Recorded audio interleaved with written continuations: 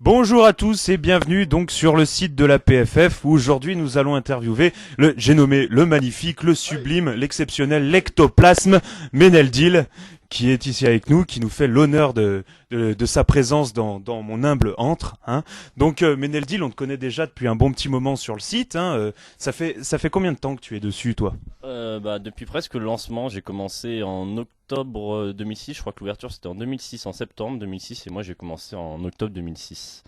Et justement, j'ai connu le site, c'est FloFlo 93 pour ceux qui s'en rappellent. Hein, FloFlo 93, le précurseur des tricolores. On était dans la même classe au lycée, donc il m'a demandé si je voulais bien revenir sur le site, et depuis, j'ai pas lâché. Très bien, très bien. Alors, oh putain, moi je parle carrément plus fort que toi. Bon, je ferai les montages. Alors, donc en gros, si tu pouvais te décrire un petit peu pour ceux qui ne te connaissent pas très bien. Je m'appelle Meneldil, j'ai 20 ans, j'habite en Seine-Saint-Denis, mais je suis venu exprès sur Saint-Etienne pour mettre la grosse race avec Philip. J'aime bien ces Black Salas, Dino Card est un jeu qui me plaît, et puis j'aime bien la musique de Fou Furieux, telle que l'hardcore. J'en poste souvent sur le forum pour essayer de convaincre les gens, mais ça a pas l'air de trop marcher. D'accord. On peut quand même préciser que tu viens de Aulnay-sous-Bois, la ville de Sefio Molotov. Oh oh. Ouais. Quand t'entends Sefiu, et Molotov qui va avec. Voilà. Donc, enchaînons tout de suite. Hein. Si tu pouvais nous parler un peu de tes préférences sur DC, un petit peu ton style de jeu, et aussi qu'est-ce que tu fais, quoi, en gros, principalement quand tu es sur le site. Moi je joue quand même, pour ceux qui me connaissent, ils savent que je suis un grand amateur de contrôle quand même. Et puis sur le site, je suis récemment fait partie de la PFF, donc pour aider les jeunes à débuter. Sinon, je participe de temps en temps à des tournois. C'est vrai que maintenant plus des masses. Pareil, pendant un temps, j'avais créé beaucoup de packs, mais je me suis rendu compte que je jouais plus les parties et que ça servait plus à grand chose de les avoir. Et donc, à partir de ce moment-là, j'ai décidé de dissoudre mes packs parce que pendant un moment, je visais le haut du classement, mais je me suis rendu compte que c'était pas grâce à ça que la reconnaissance viendrait. Et j'ai décidé de jouer des packs qui se prennent des grosses tollées, mais que je prends quand même plaisir à jouer parce que ils sont différents et quand ils sortent et qu'ils sortent bien comme il faut, je suis vraiment content. Genre Nawa Kenzo ou I Love Milf, hein, dédicace à Monseigneur. Donc en gros, par ton intervention ici, tu es en train de tailler les hauts du classement, donc tu t'adresses tout particulièrement à Gilg, tu le traites d'ailleurs, je cite tes mots de gros enculé, hein, C'est Rai Job qui m'a dit. de catin. Voilà, enchaînons tout de suite avec ta vision du jeu. En fait, pour toi, DC, comment tu le vois, quoi? C'est une sorte de défouloir et d'esprit créatif. Ça permet de créer des choses, de mettre en place des stratégies. Il y en a qui préfèrent peindre, faire de la musique. Nous, on préfère créer des packs et se taper dessus. Et voilà, chacun son délire. Mais c'est vrai que c'est un petit jeu qui est sympathique. D'ailleurs, Philly m'a d'ailleurs appris à jouer à Magic il y a quelques heures de ça. C'est vrai qu'il y a des similitudes, mais que c'est pas tout à fait pareil. Et Dino Kart est plus axé sur la construction du pack théorique, et donc c'est vrai qu'à ce niveau-là, il y a plus de réflexion quant à la conception du pack. Mais après, c'est un peu dommage qu'il n'y ait pas d'intervention directe. Mais je crois que c'est ce qui vient dans ta question d'après. D'accord. Oui, c'est possible.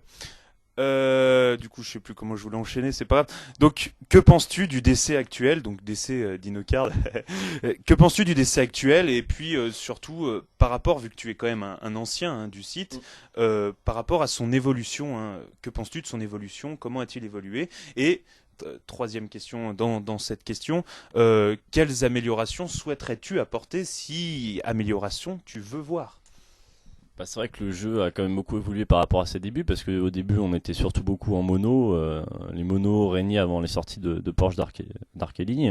Après Porsche Dark Ellie est sorti, les tris ont commencé à voir le jour, donc sous l'influence de FloFlo 9.3 comme je le disais, donc tri, quatri, bi, même d'ailleurs c'était pas très très commun à l'époque. Et c'est vrai que ça donnait peut-être un nouveau souffle à partir de ce moment-là.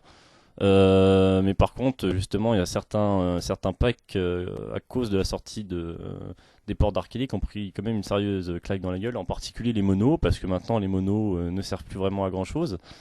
Bah tout seul ils sont un peu faiblards. Il est vrai que je préfère les contrôles, et donc les contrôles c'est vrai ont un peu de mal en ce moment face aux Trisoldat, aux Camille, etc. Donc le jeu a en partie bien évolué et continue d'ailleurs avec les modifications qui ont commencé et qui continuent toujours.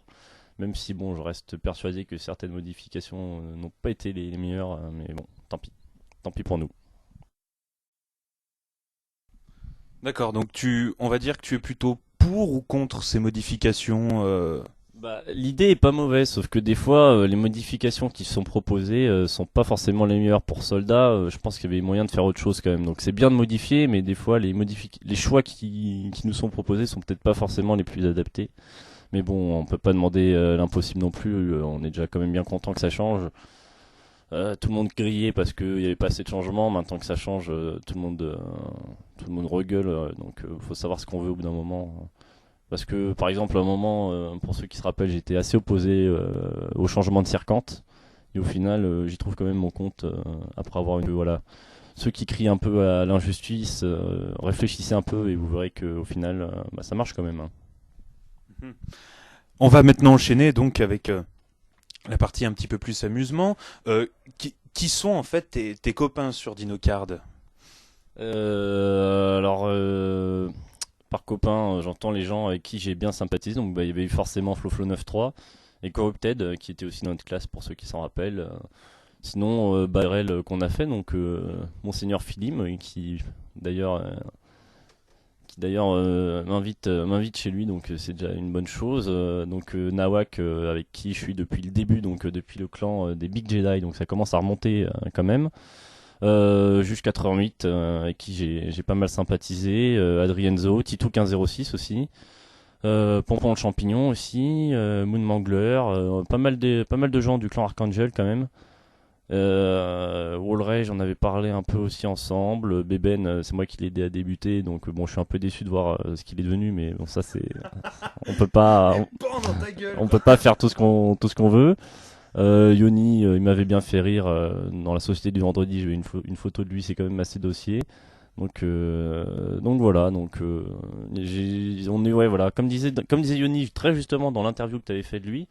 C'est vrai que maintenant DC est plus une famille qu'une sorte d'association de clans, et de par l'ancienneté, on a un peu parlé avec tout le monde, vu les gens, et on sait qu'on peut avoir confiance en certains, et pour des prêts de cartes ou des échanges, c'est vrai que c'est beaucoup plus sympa. On peut faire confiance, limite les yeux fermés, parce qu'on sait que ça marchera dans les deux sens, quoi.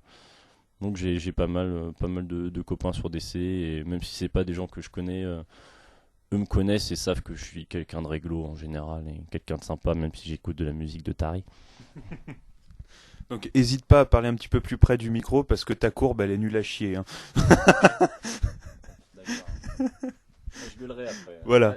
J'ai oublié de parler de NSL et de Dark Mum, qu'on a d'ailleurs rencontré, et de PJ aussi, et de Jojo, et voilà, une très sympa IRL, et j'espère qu'on pourra remettre ça très très bientôt. D'ailleurs, Philippe a peut-être une idée en tête, mais ça sera pas pour tout de suite malheureusement.